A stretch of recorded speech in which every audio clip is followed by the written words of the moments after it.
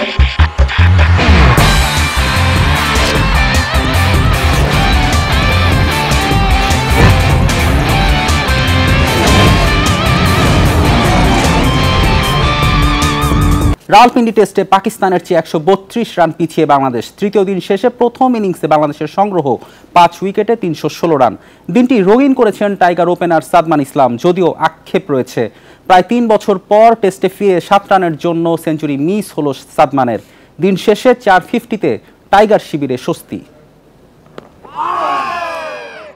তৃতীয় দিনের শুরুতে মন্থর ব্যাটিংয়ে উইকেট বাঁচাতে পারেননি অধিনায়ক নাজমুল শান্ত ও জাকির হাসান।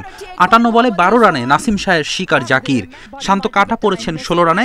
খুররাম শাহজাদের বল ঠিকভাবে বুঝে উঠতে ব্যর্থ টাইগার অধিনায়ক। প্রথম সেশনে 2 উইকেট হারায় বাংলাদেশ। রাওয়ালপিন্ডিতে জাকির শান্তর ব্যর্থতার দিনে জ্বলে উঠেছে সাদমান মুমিনুল জুটি। 4 নম্বরে নেমে তুলনামূলক আক্রমণাত্মক মুমিনুল স্ট্রাইক বদল করে গেছেন নিয়মিত। অপর পাশে উইকেট ধরে রেখে টেস্ট মেজাজেই দেখা গেছে সাদমানকে। মধ্যাহ্ন বিরতির আগেই 50-র দেখা পেয়েছেন সাদমান। প্রায় 3 বছর পর সাদা পোশাকে নেমেই সফল এই বাঁহাতি ওপেনার। বিরতির পর মুমিনুলও পান 50-র দেখা। তবে এই উদযাপন টেকেনি বেশিক্ষণ। শাহজাদের বলে 50 রানেই কাটা পড়েন বাংলাদেশের সাবেক অধিনায়ক। সেট ব্যাটারের বিদায়ে হাল ছাড়েনি মুশফিক সাদমান। একবার জীবন পেয়ে সেঞ্চুরির স্বপ্ন দেখা সাদমান আটকে গেলেন নার্ভাস 90-জে। 7 রানের আক্ষেপে পুরে ক্যারিয়ারের দ্বিতীয় শতক মিস করলেন এই বাঁহাতি। তার 93 রানের ইনিংসে লড়াইয়ের আভাস পায় টাইগাররা। জুনিয়ররা কাজটা ঠিকঠাকভাবে করলেও হতাশ করেছেন টাইগার অলরাউন্ডার সাকিব আল হাসান। বোলিংয়ের পর ব্যাটিংয়েও নিষ্প্রভ সাকিব। মাত্র 16 রানে আটকে যান পার্ট টাইম স্পিনার সাইম আইয়ুবের ঘুনিতে। শেষ বেলায় প্রতিরোধ গড়ে তোলেন মুশফিক লিটন। ক্যারিয়ারের 28তম 50-তে তামিমের পর দ্বিতীয় বাংলাদেশি হিসেবে আন্তর্জাতিক ক্রিকেটে 15,000 রানের মাইলফলক ছুঁলেন মুশফিক। অপর পাশে ঝড়ো ইনিংসে 52 বলে 50 লিটনের। ফেরদৌস ইসলাম, ইন্ডিপেন্ডেন্ট নিউজ। হত্যা মামলার আসামি হলেও জাতীয় দলে সাকিবের খেলায় বাধা দেখছেন না সাবেক বোর্ড পরিচালক খন্দকার জামিল। বলছেন, সাকিব রাজনীতিতে আসার আগে যা করেছে সে বিষয়ে ভাবা উচিত।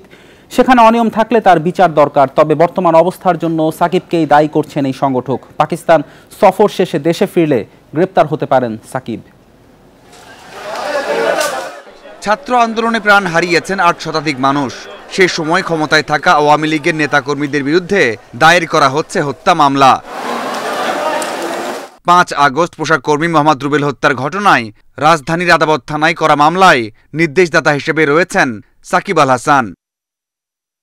পাকিস্তানে টেস্ট খেলে দেশে ফিরলেই টাইগার আইকন হতে পারেন গ্রেপ্তার। এমন অবস্থায় প্রশ্ন উঠছে সাকিবের ভবিষ্যৎ নিয়ে। জাতীয় দলে খেলা নিয়েও চলছে বিতর্ক। রুলটা কি আমি জানি না, বাট একটা জিনিস আমি জানি যে আপনি যতক্ষণ না আপনি দোষী সাব্যস্ত হচ্ছেন ততক্ষণ পর্যন্ত কিন্তু আপনাকে দোষী বলা যাবে না। মামলা দায়ের হয়েছে, এটা শুনানি হবে, বিচার হবে, অনেক কিছু হবে। তো সেই সময় পর্যন্ত আমি তো মনে করি যে এটা তার খেলতে বাধা থাকার কথা না। যদিও ইমেজের একটা ব্যাপার আছে, যেহেতু হত্যা মামলা, একটা ইমেজের ব্যাপার আছে। সে ইমেজের কারণে বিসিবি তাকে কনসিডার করবে কিনা এটাও একটা প্রশ্ন। জাতীয় দলে খেলা অবস্থায় রাজনীতিতে অংশগ্রহণ মানতে পারছেন না সাবেক এই পরিচালক। বলছেন, এজন্য সাকিব নিজে ও বিসিবি দায়ী। রাজনৈতিক মামলা অনেক সময় হয়ে থাকে উদ্দেশ্য প্রণোদিত।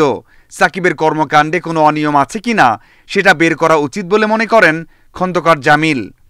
মিথ্যা কোনো মামলা দিয়ে কোনো ক্রিকেটারকে জড়িয়ে ফেলানো এটাও কিন্তু কাম্য না। আমরা যদি সে সত্যি কোনো অপরাধ করে থাকে, যেমন শেয়ার বাজার স্ক্যাম এবং অন্যান্য কিছুতে কিন্তু তার নাম এসছে, এবং সেটা উনি এমপি থাকার আগেও এসছে। কিন্তু সুতরাং ওইসব ব্যাপারে যদি কোনো তার বিরুদ্ধে অভিযোগ থাকে সেটা নিয়ে মামলা হতে পারে। টি-20 বিশ্বকাপ খেলে দেশে ফেরেননি সাকিব। ছাত্র আন্দোলনের সময় কানাডায় খেলেছেন গ্লোবাল টি-20 লিগ। অবশ্যই যে দুজন। মাঝারুল ইসলাম, ইন্ডিপেন্ডেন্ট নিউজ। দেশে চলমান ভয়াবহ বন্যা পরিস্থিতিতে বন্যার্ত মানুষের পাশে দাঁড়ানোর ঘোষণা দিয়েছে বিসিবি। শুক্রবার এক বিবৃতিতে জানিয়েছে ক্রিকেট বোর্ড। এছাড়াও সামাজিক যোগাযোগ মাধ্যমে দুর্যোগ মোকাবেলায় সবাইকে এগিয়ে আসার আহ্বান জানিয়েছেন তামিম ইকবাল। দেশের অন্তত 13টি জেলা বন্যার কবলে বিপর্যস্ত হওয়ায় উদ্বেগ জানিয়েছে বিসিবি। তাদের প্রতি সমবেদনা জানানোর পাশাপাশি সব ধরনের সহায়তার আশ্বাস দিয়েছেন সভাপতি ফারুক আহমেদ। দেশের ক্রান্তি লগ্নে সরকারের সঙ্গে সমন্বয় রেখে সব ধরনের সাহায্য ও ত্রাণ দেওয়ার কথা বলা হয়েছে বিবৃতিতে। এছাড়াও দেশবাসীকে নিজেদের জায়গা থেকে প্রচেষ্টা চালিয়ে যাওয়ার অনুরোধ জানায় ক্রিকেট বোর্ড। এদিকে বন্যা দুর্গতদের পাশে দাঁড়াতে এগিয়ে আসার আহ্বান জানিয়েছেন তামিম ইকবালও। পানিবন্দী মানুষকে উদ্ধারে যারা কাজ করছেন তাদের প্রতি কৃতজ্ঞতা জানান তামিম।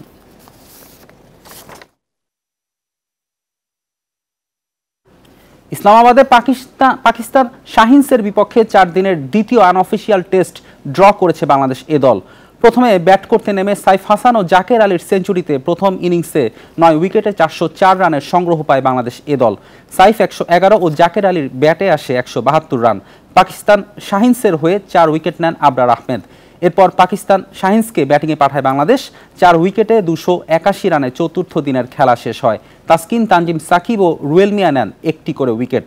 দুটি 4 দিনের ম্যাচই ড্র করল বাংলাদেশ এ দল। চেষ্টা ছিল টিমের প্ল্যান অনুযায়ী ব্যাটিং করার, বড় স্কোর করার প্ল্যান অনুযায়ী খেলার চেষ্টা ছিল। এরকমই খেলতে পেরেছি, অবশ্যই ভালো লাগছে। ম্যাচের উইকেট অনেক ভালো ছিল, তো সেটার জন্য ব্যাটিং করাটা অনেক বড় স্কোর করা গিয়েছে। সব মিলিয়ে আমি আমার প্রসেসে ছিলাম, চেষ্টা করেছি যেন আমি আমার বেস্টটা খেলতে পারি। প্রিমিয়ার লিগে দল না পাওয়ায় এবারও প্রথম লেগে দেশের কোনো ক্লাবের হয়ে খেলতে দেখা যাবে না জাতীয় ফুটবল দলের অধিনায়ক জামাল ভুঁইয়াকে। গুঞ্জন, বিদেশি লিগে খেলার প্রস্তাব রয়েছে জামালের। এদিকে ভারসাম্যপূর্ণ দল গড়ে বিপিএলে ঘুরে দাঁড়ানোর অপেক্ষায় ব্রাদার্স ইউনিয়ন। গেল মৌসুমে আবাহনীতে খেলা জাতীয় দলের অধিনায়ক জামাল ভুঁইয়া এবার প্রিমিয়ার লিগে দল পাননি। আর্থিক সংকটে তাকে ধরে রাখেনি আকাশী নীলরা। শেষ দিকে ব্রাদার্স ইউনিয়নের সঙ্গে আলোচনা হয়েছিল, তবে পারিশ্রমিক নিয়ে সমঝোতা না হওয়ায় চুক্তি হয়নি। প্রত্যেকটা মানুষের নিজস্ব একটা এক্সপেকটেশন থাকে, সে এক্সপেকটেশন থেকেই সে তার চিন্তাভাবনা থেকে সে একটা করেছে। আর্জেন্টিনা লিগও খেলছে, সে ইন্ডিয়া লিগও খেলছে। তো সেখান থেকে সে যখন বলল যে আমার কাছে তো মালয়েশিয়ার ইন্দোনেশিয়া লিগের যেহেতু স্কোপটা আছে, ওয়াই নট, আমি ওখানে ট্রাই করব। জামালকে না পেলেও লিগে লড়াই করার মতো দল গড়েছে ব্রাদার্স। রহমত মিয়া, সুশান্ত ত্রিপুরা, আলমগীর মোল্লার মতো জাতীয় দলের ফুটবলাররা আছেন। পূরণ করেছে 6 বিদেশি ফুটবলারের কোটা। লিগ নিয়ে স্বপ্নের পরিধি বেড়েছে ব্রাদার্সের। শেখ জামাল, শেখ রাসেলের প্লেয়ার এবং চিটাগাং আবাহনীর কিছু প্লেয়ার, সবকে নিয়ে আমরা যখন একটা দল গঠন করলাম তখন দেখলাম যে অনেক ভালো দল হচ্ছে। ওই টিমের পরেই আমাদের ফরেন প্লেয়ারটা আমরা সংযোজন করছি। দেখলাম যে আমাদের স্ট্রেংথ হয়ে গেছে, যে চ্যাম্পিয়ন ফাইট দেওয়ার মতোই আমরা যাচ্ছি। আর্থিক সংকটে ঝুলে থাকা চট্টগ্রাম আবাহনীর ভাগ্য নির্ধারণ হয়েছে একেবারে শেষ মুহূর্তে।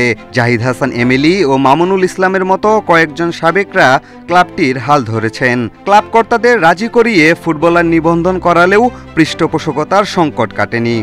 চিটাগাং আবাহনী না খেলতো, এই 36 জন প্লেয়ার কিন্তু বাড়ি চলে যেত, তারা কিন্তু এই সিজনটা খেলতে পারতো না। কর্পোরেট হাউসেস, অনেক স্পন্সরশিপ প্রতিষ্ঠান রয়েছে যারা আমাদের পাশে দাঁড়ালে আমরা এই ক্লাবটাকে একটা সিজন সামনের দিকে এগিয়ে নিয়ে যেতে পারবো। প্লেয়ারদেরকে হয়তো আমরা কিছুটা খুশি করতে পারবো। এবার বিপিএল হবে 10 দল নিয়ে। শেখ রাসেল ও শেখ জামাল ধানমন্ডি ক্লাব আগেই নাম প্রত্যাহার করেছে। পিয়াস সাহা, ইন্ডিপেন্ডেন্ট নিউজ, ঢাকা। সাফ অনূর্ধ্ব 20 চ্যাম্পিয়নশিপের সেমিফাইনালে বাংলাদেশের প্রতিপক্ষ ভারত। মালদ্বীপকে 1-0 গোলে হারিয়ে গ্রুপ সেরা হয়ে শেষ 4 নিশ্চিত করেছে ভারত। সোমবার আনফা কমপ্লেক্স স্টেডিয়ামে মুখোমুখি হবে 2 দল। গ্রুপ রানার্স আপ হয়ে সেমিফাইনালে উঠেছে বাংলাদেশ। গ্রুপ পর্ব শেষ ম্যাচে স্বাগতিক নেপালের কাছে 2-1 গোলে হেরেছে মারুফুলের দল। দুর্বল ডিফেন্স অ্যাটাকিং থার্ডে গিয়ে ছন্দ হারিয়ে ফেলছে মিরাজুল রাব্বিরা। ভারত ম্যাচের আগে সেই ভুল ত্রুটি শুধরে নিতে চায় বেঙ্গল টাইগাররা। কাঠমান্ডুতে আজ রিকভারি সেশন হয়েছে। শনিবার থেকে মাঠের অনুশীলন শুরু করবে মারুফুল হকের দল।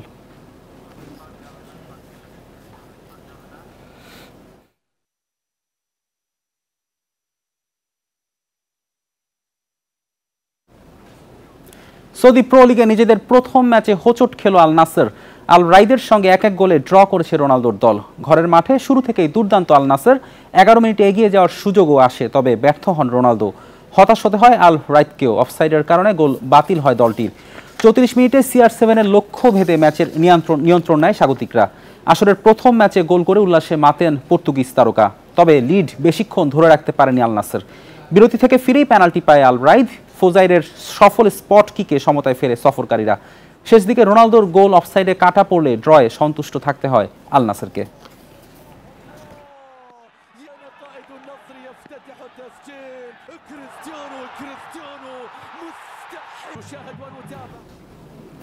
এই ছিল আজকের যত খেলায় আমন্ত্রণ আমাদের পরের আয়োজনে।